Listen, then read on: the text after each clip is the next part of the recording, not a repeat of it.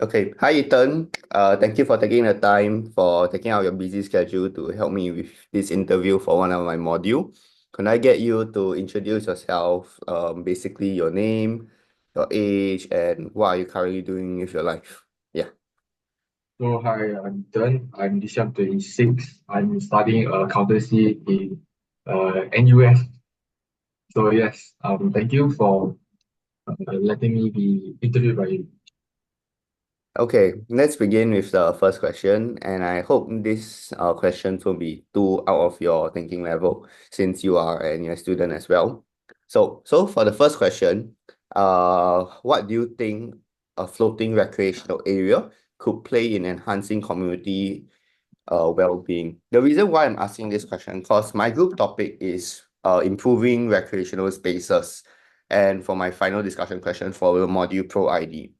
A rough gist of what my group is doing. We are researching on how floating areas in Singapore, like untapped water spaces like reservoirs, lakes, open beach areas, can be used more to be created for more recreational areas, for example, like parkour places on water or cafes or even bars and docks. So, to reiterate, my first question is, what role do you think a floating recreational area could play in enhancing community well-being? Okay, so since we are since talk about floating recreational areas, I think it's a good way for people to like bond together. Like, for example, one example would be maybe like because I like to do dragon boat or kayaking with my friends. So sometimes you go to places like near Marina Bay area, there to go kayak or something. Yeah. So and through dragon boat actually is quite good because you get to do it with many people and you get to bond together with everyone. So it's kind of a fun activity for to bond over this kind of thing. And furthermore, like having such areas can actually promote well-being, yeah, through like physical activities such as what I mentioned, the kayaking, and this can also serve as a social hub as well, where people can interact together of different ages. Kayaking is not limited to just people of young or old. Every all ages can actually do it. So I think it's a good way for people to bond together. Yeah, so social hub in that sense, yes. Yeah, so you're talking about kayaking, right? So in the aspect of kayaking, I was talking about my not basically on water, but recreational areas like, for example, Keelong in other countries, they are like serving Mm. seafood and all that type of thing. So it's actually permanent structures built on top of the water. So are you talking about some sports facility where they can have on and off water sports? For example, they can have like a tennis court on water land, or like even docks for the kayaks, or like even swimmers, triathletes to use it. Am I correct on what you're saying is building a social hub that's permanently there to enable more different type of sports activities to be played as in currently in Singapore there's only like two or three areas that allows kayaking, for example, Bedok Reservoir as well as the Marina Barrage. Am I correct in what you're saying? Okay. Thank you for answering the first question. Now I want to ask the second question, which is what safety measures are essential to make open water spaces accessible and comfortable for all in the event floating recreational areas are being built? Okay, I think the most important ones in general will be the obvious ones like maybe a lifeguard station, the presence of life vests and buoyant safety equipment as well, and then if I mean since we're talking about the possibility of having elderly or young children around, like anti-slip points as well, and clear access points so that it's pretty much safe for both to enter and around, and I think detailed like measures have to be made lah so that people don't fall or something, I mean, because it's quite possible for this to happen. So I guess these are the few things that are important. And maybe there are also be safety drills to be conducted before the opening so that at least staff there are prepared to handle in case anything goes wrong. Hmm. Okay. Thank you for your question. Thank you for your answer. But can I clarify what are some of the safety measures you're talking about, apart from the safety drills, maybe like some building recreation, like guardrails and all. Can I clarify on that aspect? Safety drills would be the most, I think the most obvious would be in case someone drowns lah. thing, or if something happens, then the staff will be trained to handle in case any mishaps happen or any incidents happen. Mm. Then as for physical building, like for example, poles, um, so that small little kids can't jump into the water, is that one of the aspects as well when building this type of docks and recreational spaces on water areas? As water is kind of a double-edged sword. It can be fun, but it can also cause significant harm. I think we shouldn't. I think, yeah, we will definitely have things in place for kids for sure. But as of now, I think most importantly is just overall being everyone's safety, not just kids in general. Yeah. Mm. Okay. Thank you for answering the second question. I'm going to move on to the third question of this interview, which will be, what are some potential impacts of creating these spaces on open water, and how can they be mitigated, or in a way, how can they be resolved, or what's their word? How can they be comprehended in a sense where it can still be done, but the impact could be lesser? So to reiterate my question, what are some potential environmental impacts of creating these spaces, and how they can be resolved or reduced for the environmental impacts to roughly stay the same after development? Yeah.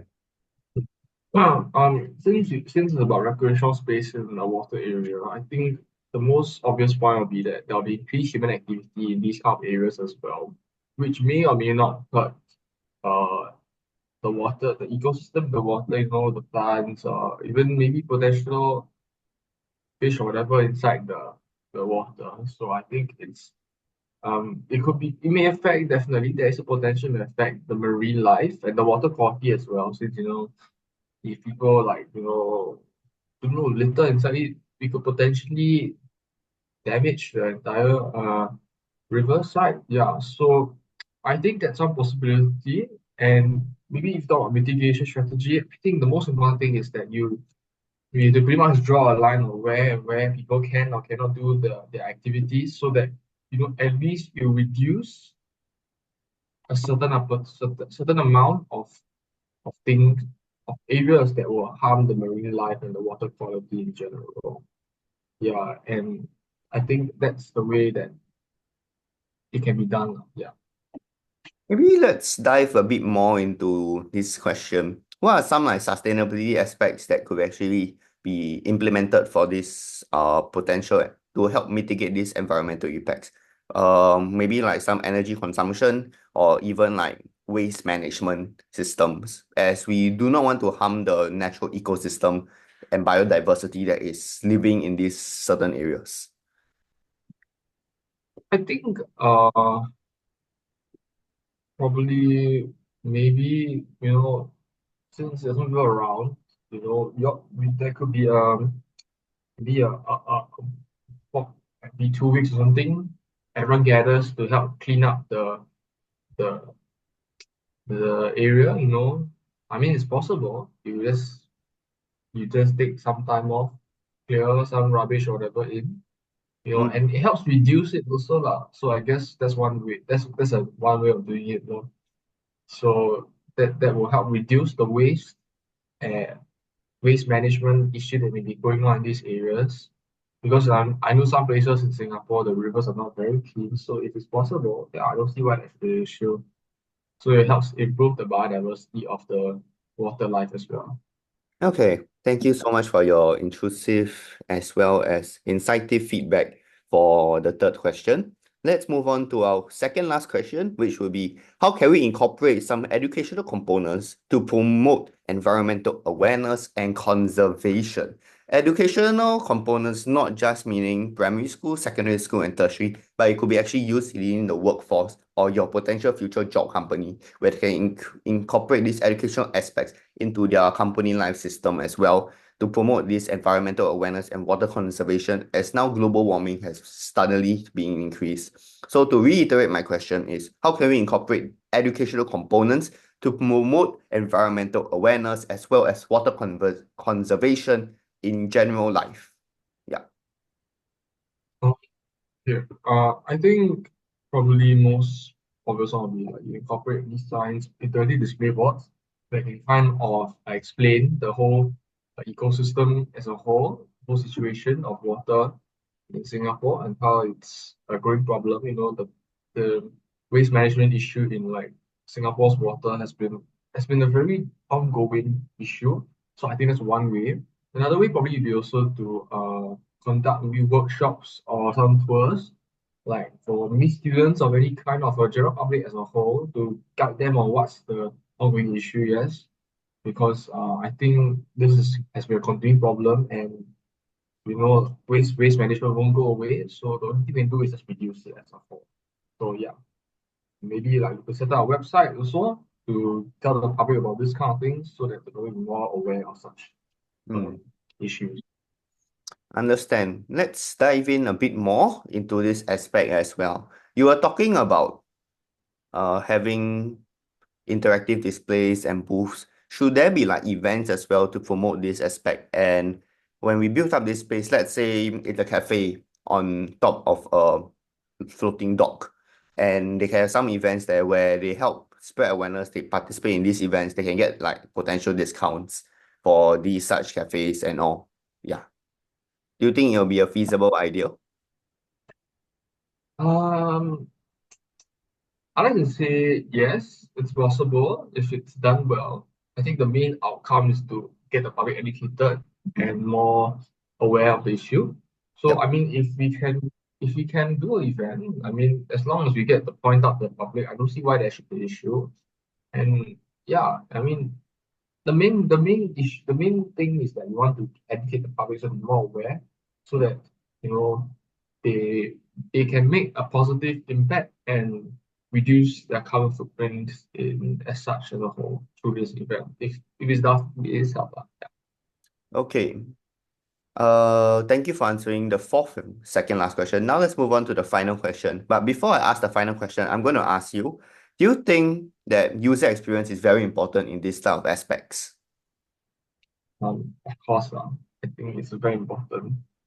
Think looking as a whole, like whenever you read something, you want to be able to use it easily without having any um issues, I mean, if I'm looking at the website, I hope that the website is clear, concise, like the guide, like the guide points are all very straightforward, there's nothing wrong. So that at least like, you'll give me something to learn, I'll be willing to use it lah. So yeah, I think it's important as a whole for user experience really important. So can I confirm that, let's say a place is very popular, but however, when you go online to research it and try to do bookings and all, but the UI system is not up to standards, where there is lags here, lags there, it will deter you away from visiting the actual attraction. Am I correct? That's right. Okay, so now to pivot to our final question, which also relates in this UI UX experiences, is how can technology enhance user experience in these floating recreational spaces? As for technology, I'm talking about app-based bookings, virtual tour guides, interactive display boards, as well as games for the fans, for family and friends. Yeah. Um, I think like what we mentioned just now, for events or whatever thing like kayak thing, you want this kind of thing in big crowds. I think having an app system to do and I can do multiple things, we book like to reserve a slot to go kayak or something, or maybe like check the weather. I mean, yes, there's a weather app, but sometimes it doesn't help, so that can uh another thing to do, So and maybe like for example, the app can also give out information to, do other things as well, provide information about the place, and maybe also help to book for tours or whatever. Okay, other tours I mentioned just now as well. And since you mentioned virtual tours, like I think most of us, our phones are all capable of having the augmented reality function. So augmented reality function probably allows people to see the whole place with what they want as a whole. So maybe like a place where you can see this place where it's really filled with pollution and without pollution. So the public will be so much more aware of what's going on as a whole. So I think it's very important that technology now we're in this new age of technology. Let's just make the most out of it. So, I mean, some people cannot use technology, that's fine too, but we also could help make that, we can also show them how powerful it is in this day and age. Yeah. Okay. Thank you for this insightful feedback. do want to have pin up one more point is that talk about technology and your augmented reality. Do you think this will be feasible to increase the accessibility of these places to our friends in need, those that are visually impaired, physically disabled, or even have some trouble with mobility issues to go to these type of places? Because tentatively, floating areas as well as beaches, lakes, and reservoirs are quite inaccessible to those that require mobility issues as well as the physically and visually impaired.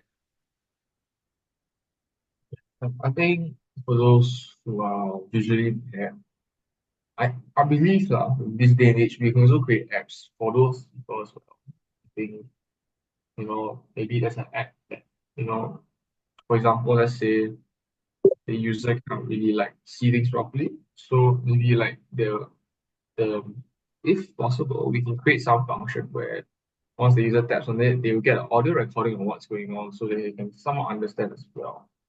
So those for visually impaired as a whole. And then augmented reality will actually benefit those who are physically unable to be present at the areas so that everyone still has a chance to understand the whole situation. I mean, no one is being spared at all. We're all there to help everyone, learn regardless of whatever circumstances you are in. Mm. Yeah. Okay. Thank you for taking your busy schedule and time to help me answer these interview questions as a perspective of your current age group, which is from 24 to 34. As you said, you are 26 years old currently. Thank you so much for taking the time out of your busy day to help me answer this question. Once again, my name is Isaac, and I really appreciate that you can help me answer these aspects for people within your age group. As all in all, my current final discussion question actually covers three different age group types. One will be youths, one will be young adults, and one will be family and friends.